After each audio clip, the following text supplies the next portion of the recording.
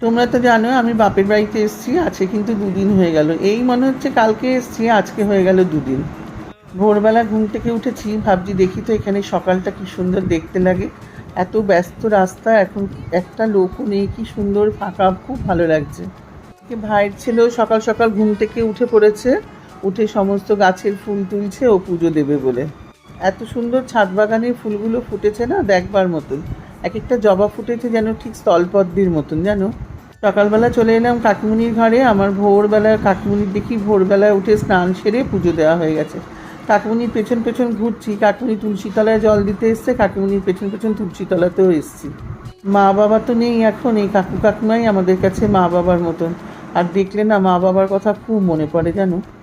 তারপর চলে এলাম কাকিমুনির ঘরে। কাকিমুনি চা বসিয়েছে, কাকিমুনির পেছনে দাঁড়িয়ে দাঁড়িয়ে গল্প করছি। একটু ঘরগুলো ঘুরে ঘুরে দেখছি যে সব ফাঁকা হয়ে রয়েছে, গুছানো হয়ে গেছে। কত ভোরে কাকিমুনি উঠেছে। আর এখানে আমার কাকু বসে বসে চা খাচ্ছে আর সকালবেলার প্রাকৃতিক দৃশ্য দিকে উপভোগ করছে। কাকুনি ডাকছে, আয় চা হয়ে গেছে, আয় আয়। তবে কাকুনি দেখো আমাদের জন্য চা কষ্ট করে করলো, করে নিয়ে এসে বসলো। আমি, কাকু, কাকিমুনি, ভাইয়ের ছেলে সবাই মিলে চা খেতে বসে পড়লাম। এই গল্প হাসি ঠাট্টা করলাম। এটাই হচ্ছে বাপের বাড়ির আনন্দ, এটাই বাপের বাড়ি।